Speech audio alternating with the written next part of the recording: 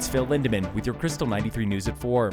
Just over 111,000 cars traveled the I-70 Mountain Corridor in 3 days over the weekend. That was slower than Thanksgiving weekend by more than 16,000 cars, but busier than the same time last year by nearly 10,000. Starting now, traffic will grow most weekends leading up to Christmas and New Year's. Daytime snow totals are moderate, just as expected. 5 inches at Breck, 3 inches at Copper and Loveland, 2 inches at A-Basin and Keystone. Open now at Keystone, it's North Peak. Internet and phones were down for about 2 hours this afternoon at the Krystal Media Studios here in Dillon and our neighbors nearby. Both are back now. Krystal streaming is also good to go. A year-old bankruptcy claim by the Pad in Silverthorne will be dismissed. The case is in Denver bankruptcy court tomorrow. Attorneys say former owners Rob and Lynn Bear are not able to repay the millions they owe. Their primary lender has foreclosed on them. Nothing new today in the case of a 41-year-old Wildernest man accused of raping a teenager in exchange for drugs and alcohol. Today's hearing was brief. The suspect is back in court in early February.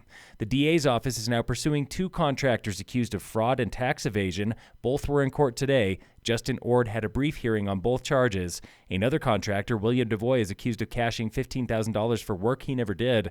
DeVoy was caught for tax evasion the same way as Ord. Criminal investigators uncovered years of unpaid taxes. In sports, pucker up. What is the most extreme inbounds terrain in all of Colorado? On Facebook, our listeners are torn between Arapahoe Basin, Crested Butte, and Telluride. Others say you don't know extreme until you've been to Silverton.